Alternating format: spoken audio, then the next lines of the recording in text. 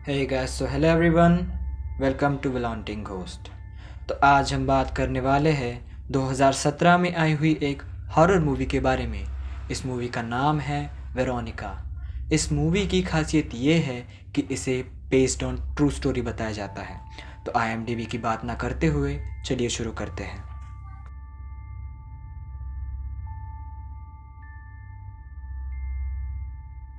Movie शुरू होते ही हम वेरोनिका को देखते हैं। वेरोनिका 15 साल की थी। वो अपनी फैमिली के साथ मैड्रिड नाम के शहर में रहती थी। कुछ अरसे पहले ही उसके फादर की डेथ हो चुकी थी, जिस वजह से उसकी मदर को लेट नाइट क्लब में काम करना पड़ता था। इन हालातों की वजह से वेरोनिका को अपने भाई बहनों की केयर खुद ही करनी पड़ती थी। 12 जून 1991 की मॉर्निंग में वेरोनिका अपनी भाई बहनों के साथ स्कूल में जाती है और इस दिन सूर्य ग्रहण लगना था और बच्चों को टीचर्स के अंडर सूर्य ग्रहण का व्यू दिखाने वाले थे। और हम देखते हैं कि टीचर्स बच्चों को सूर्य ग्रहण के बारे में बता रही होती है कि आखिर सूर्य ग्रहण होता क्या है। इन्फॉर्मेशन देते वक्त टीचर्स ये भी बताते हैं कि सूर्य ग्रहण के दिन पुराने लोग किसी को सैक्रिफाइस करते थे। वो लोग ये भी बिलीव करते थे कि कोई भी इंसान किसी बूढ़े आदमी की सोल को इस दुनिया में आसानी से बुला सकता था। इन सब बातों के दौरान हमें ये दिखाया जाता है कि वेरोनिका को सूर्य ग्रहण की बातों में कोई इंटरेस्ट नहीं था, बल्कि वो अपनी फ्रेंड रोज़ा के साथ एक डेंजरस रिचुअल परफॉर्म करने का सोच रही होती है। इस तरफ सब बच्चे सारे टीचर्स के साथ सूर्य ग्रहण देखने के लिए इकट्ठा हो रहे होते हैं। वही वेरोनिका अपनी फ्रेंड्स डियाना और रोज़ा के साथ बेसमेंट में आती है।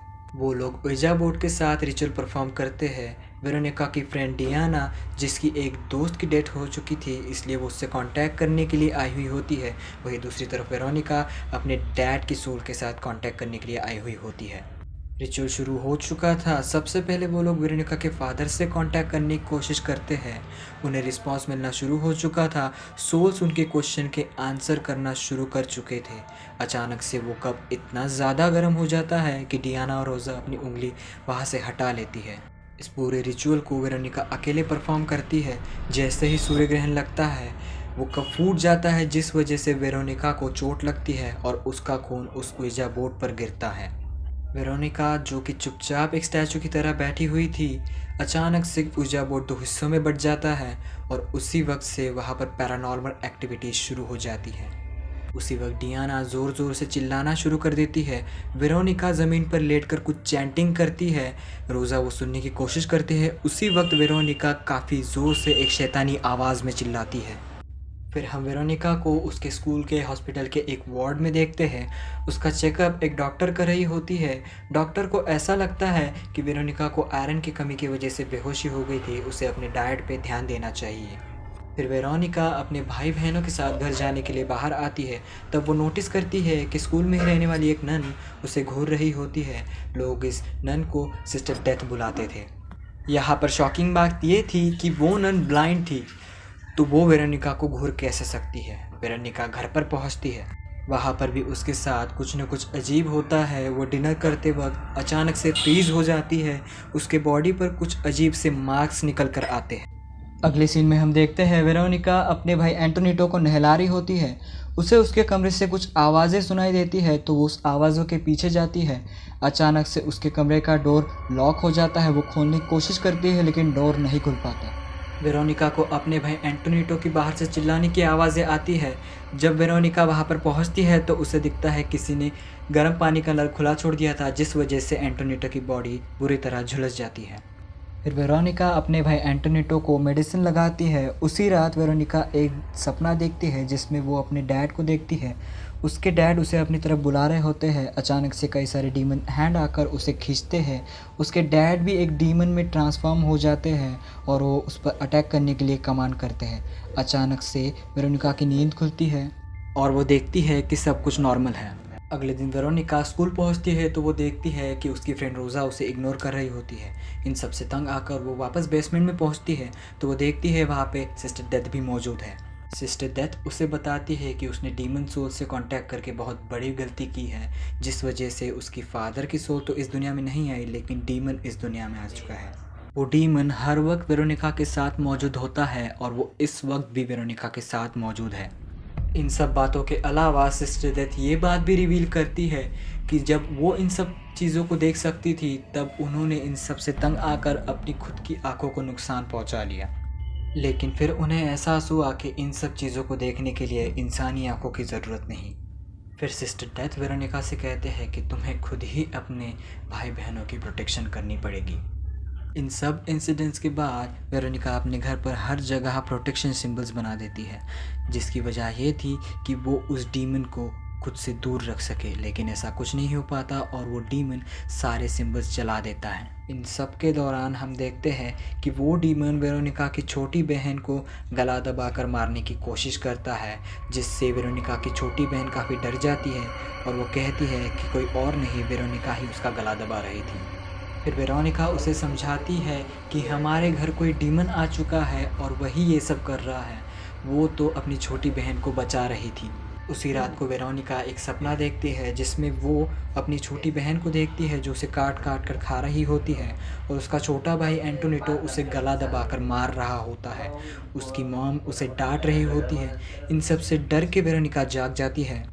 उठकर वो देखती है कि उसके बेड पर काफ़ी सारा खून है और मैट्रेस के नीचे बहुत बड़ा काला धब्बा है। वो धब्बा बिल्कुल ऐसा लग रहा था जैसे वो मैट्रेस जल चुका हो। फिर वेरोनिका जाकर घर के हर एक मैट्रेस को चेक करती है और हर मैट्रेस पर वही काला धब्बा होता है। वेरोनिका को ऐसा लगता है कि जैसे उसे किसी ने जलाने की कोशिश की है। अगले सीन में एंटोनिटो वेरोनिका को बताता है कि उसने अपने फादर को देखा और उसके फादर उससे कह रहे थे कि मैं तुम सबको अपने साथ ले जाने आया हूँ। इन सब बातों से वेरोनिका डर जाती है। वो कहती है तुम्हें किसी की भी सुनने की कोई ज़रूरत नहीं, जब कभी भी तुम्हें ऐसी आवाज़ें आए तुम मुझे ज़ोरों से आवाज़ दोगे और अपने कान बंद कर लोगे।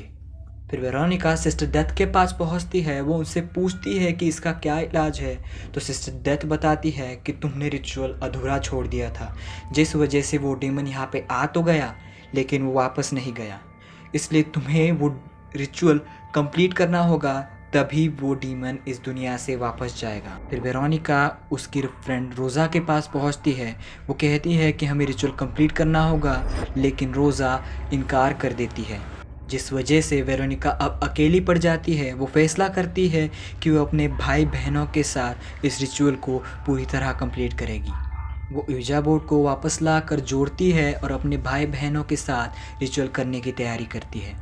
वो एंटोनिटो को हर जगह वो बचाने वाले सिंबल्स बनाने के लिए कह देती है, लेकिन गलती से एंटोनिटो डीमन को बुलाने वाले साइंस बना देता है।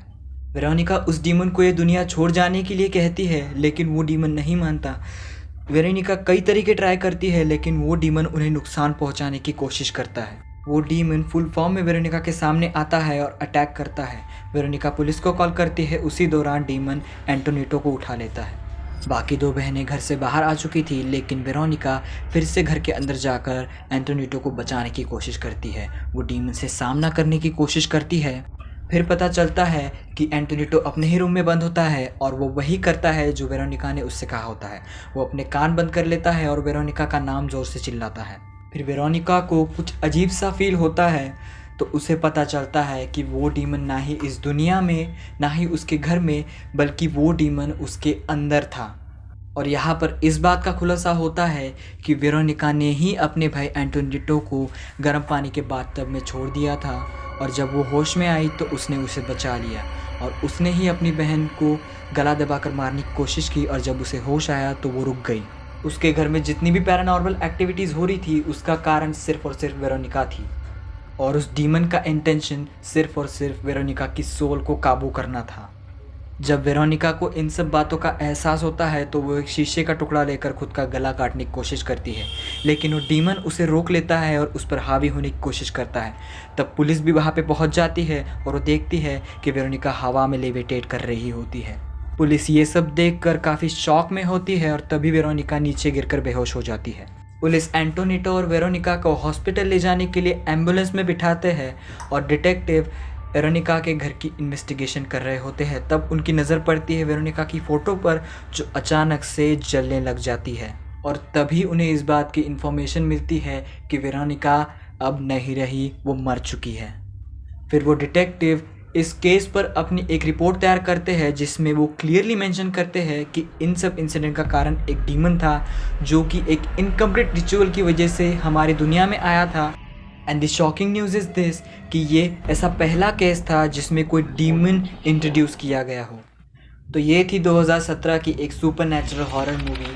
आपको ये मूवी कैसी लगी हमें कमेंट सेक्शन में ज़रूर बताएं। वीडियो को लाइक करें। अगर आपको हमारे कंटेंट्स पसंद आते हैं तो हमें सब्सक्राइब करें, hit the bell icon to get notified. Until then see you again.